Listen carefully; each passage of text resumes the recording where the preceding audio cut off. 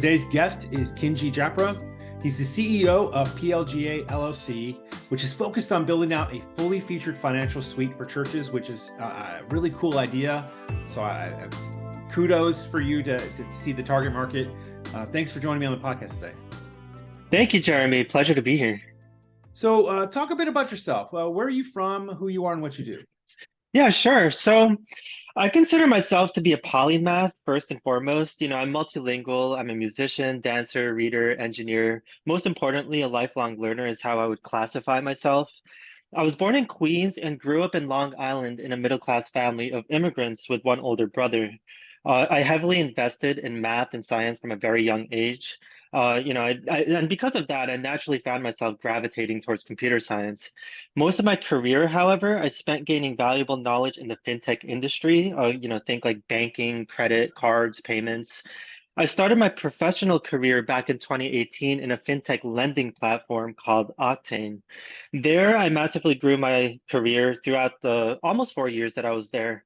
I went from engineer to senior engineer to engineering manager in under 4 years, and from there, sort of took the leap and the risk to co-found my own company. And I co-founded a company here in the city called Contrast, that's New York. As CTO, I helped build this banking platform from ground up, and this was a platform that provided customers for with cashback for buying made in America products. There was a huge demand for this that we saw. Unfortunately, with various circumstances, the company did not survive, with the current economy. But since then, I've been increasingly involved in the micro SaaS and indie hacker community. I've incorporated a new company where I'm taking a non-institutional funding route to launch a new fintech product. And as you mentioned, in this case, it's a fully featured financial suite for churches. That's pretty interesting. Now, before we started recording, you were talking about how you started getting into IT. Talk a bit about that. Yeah, I mean, based on stories, I think this goes like way back, even stories that my family would tell me from before I even remember.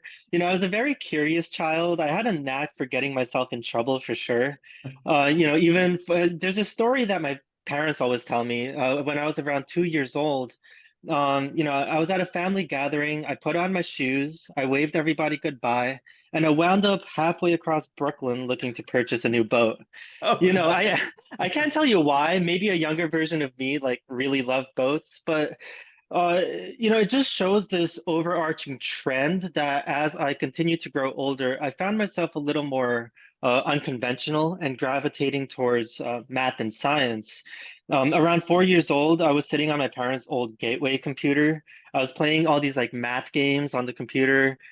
Just really, thankfully before the years of YouTube and cat videos, I did not get distracted.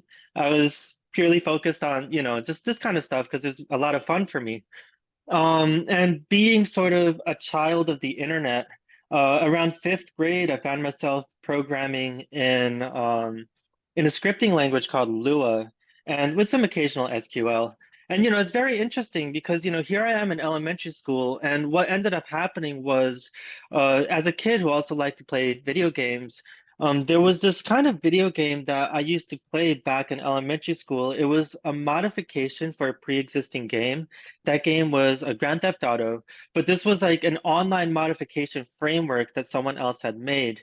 And what happens is if you as a gamer wanted to play with other people online, you would go through this modification and choose a server from a list of servers and join that server. And now you have this whole open world where you could play with other people. At that time, I befriended this guy who lived in the UK. He was probably about 16 years old. And he must have had some part-time job or something. He was like, "Hey, I'm willing to start a new server if you want to do it with me. I'll pay for it. Are you able to code?" And I said, "Not really, but I could figure it out." So after a lot of Googling and just testing things out, we ended up creating a server which essentially, within this sort of Grand Theft Auto universe, people were able to role play as different characters. Like if you want to be a cop, if you want to be a truck driver, if you want to be anything. And the scripting language that I used allowed me to create ways that players could interact with the virtual world in the multiplayer sense. So there was a lot of like creative outlets on how we wanted the server to look. We had maybe about 30 to 40 active users per day. But that was really the start of me learning, hey, I could write some piece of code, translate this into something that other people could use, and now people are having fun and they're playing this game. So naturally, because of that, I went into high school, uh, taking all the computer science courses, doing AP computer science. Choosing my college major was, a piece of cake for me. I basically went into Stony Brook University with my computer science major already declared, and that was the formal education that I had. That's very interesting. Because I mean, while a lot of people could say yes, they messed around with tech, but coding in elementary school is probably a little more unusual. And it does, I think, speak a little bit to your entrepreneur spirit that you just figured it out, right? I just had challenge, learn, do. And that is something that I've seen through talking to entrepreneurs like yourself, that is a core aspect of their character. Yeah, absolutely. I mean, I came from a family of, sort of entrepreneurial spirit. My parents, being immigrants, they've also come here and they've also, as far as I remember, always had their own business, always looking for creative ways to grow that as well. So I definitely caught on some of that. So as you came out of college, as you know, or when did you actually get your first job? Was it while you were in college or did you roll it out of college? So it was a bit of a mix. My first professional job I got back in 2018, right after college. But I still sort of helped out. So my parents owned a transportation company, and I would still sort of help out around the company in the sense of if my parents needed help automating some tax returns and so on, those calculations would take forever. But just writing some quick JavaScript or something that, they could just put in some numbers and just populate a spreadsheet, stuff like that, just minor scripts to like speed up the process for them. That was something I was doing for a while. Well, that's pretty interesting. So, I mean, you talked about how when you started, I think at Octane, how you in 4 years, right? You went from entry to a manager position. How did that path work for you? I mean, and I asked this question because a lot of technical people don't take that leap to management, right? They want to be the techie. How did that work out for you? Yeah, so I always like to say that being a manager and a people leader actually made me a better individual contributor and an engineer. But the initial jump, I wouldn't say it was the jump that I was initially expecting to make. I love engineering, I love coding. That's always been something that's been very close to my heart. But going into people management, the way that I saw it was, and this goes with a lot of other things as well. Like, A, does it make me uncomfortable? Is it something that I don't know how to do? And am I going to struggle while doing it? And if those questions are, if the answer is yes, then I would say it's more likely that I should do it because it's something that I should be able to learn. Hmm. So, it was quite a jump. It was quite a context switch going from basically coding for most of the time to going to people management basically all of the time. And a lot of it was also coaching and mentoring and onboarding and processes. And, as a company, we were growing very, very quickly at that time. We went from about 50 engineers to about 150 engineers in 3 months. So a lot of cross-team dependencies came about, and being able to navigate the minefield in that sense, it was quite a challenge, but it's very rewarding as well. Yeah, it's interesting. So then what drove you to start the first company?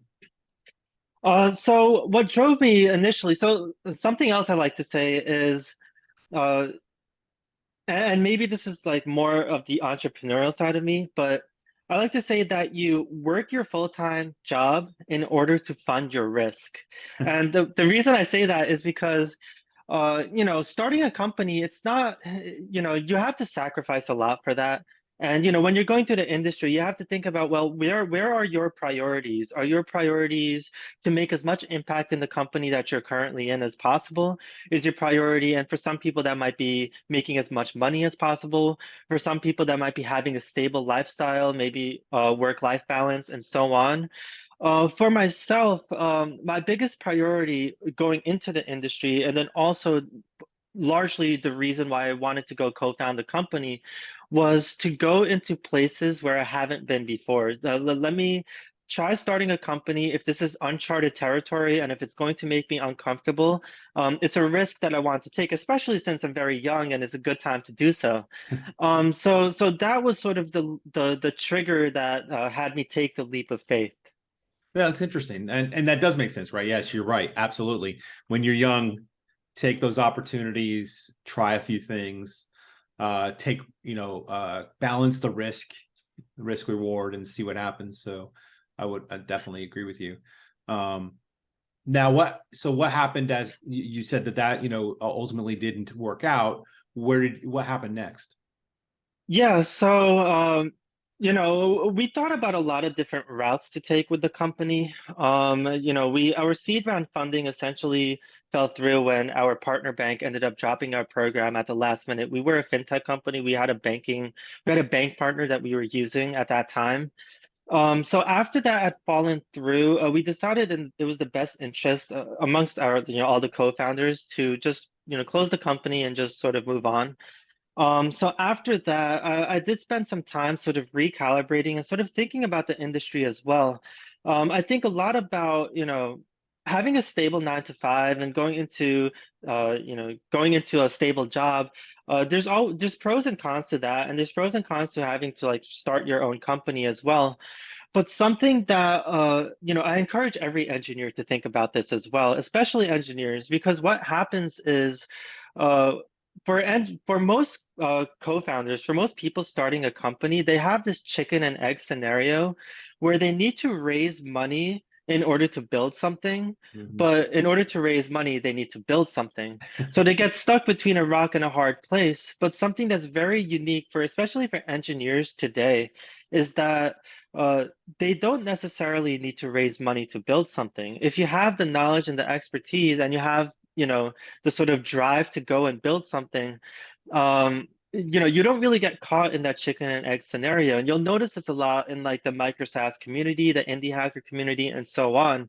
So because of that, I thought that it might be useful to really tap into that competitive advantage.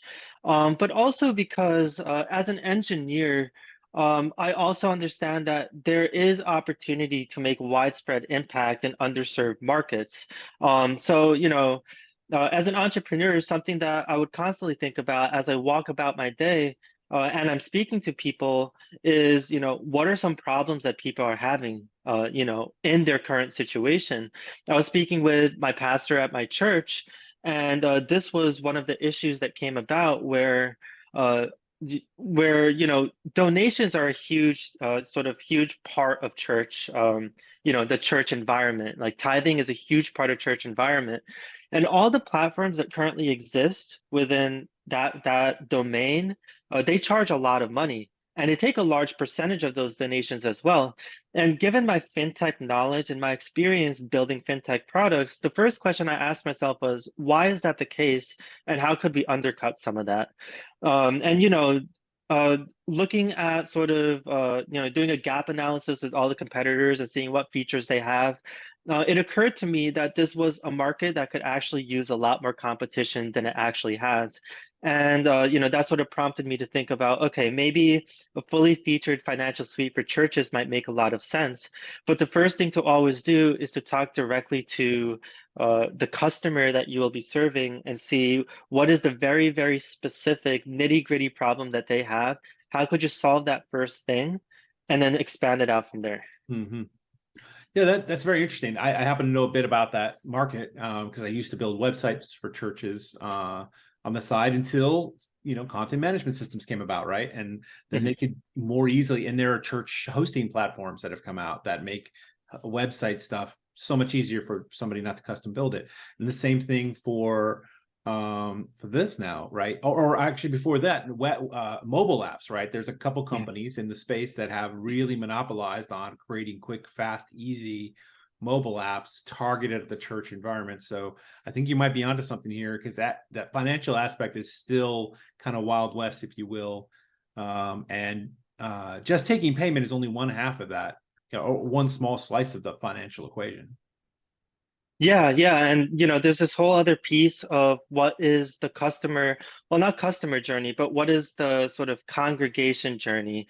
Meaning that, well, the moment from when somebody is interested in attending a church to the moment they go to the church and get integrated within that church, what does that user experience look like, and what could we do, and how could we build technology to help facilitate that? And maybe that might blend into sort of the donation platform as well. There's a lot of very useful metrics that churches could have. How many first-time donors do we have, for example? What's the average amount, and so on. And maybe, making a platform that's more tailored towards providing churches with the information they need, but also facilitating that, that journey for the first-time churchgoer.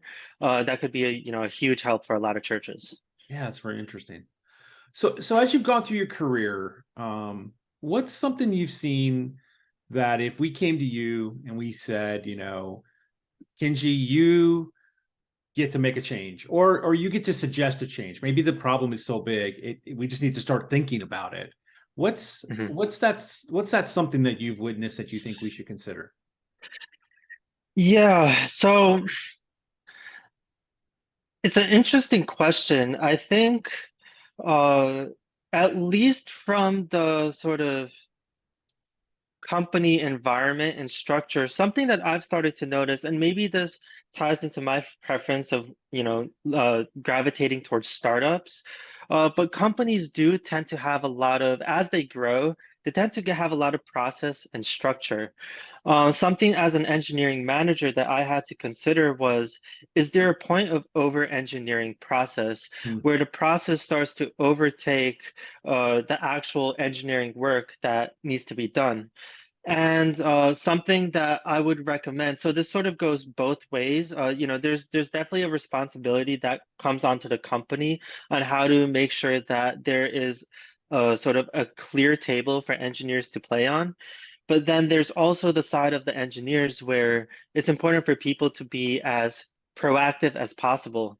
My golden rule is if you never ask, you will never receive. And an example of that is, as a new engineer to a company, it's very easy to be placed in a sort of box where you may be told that, hey, this is where your skill sets are, and it will take this amount of time for you to get out of this box, whether that's like the next level of promotion or whether that's increased responsibilities and so on.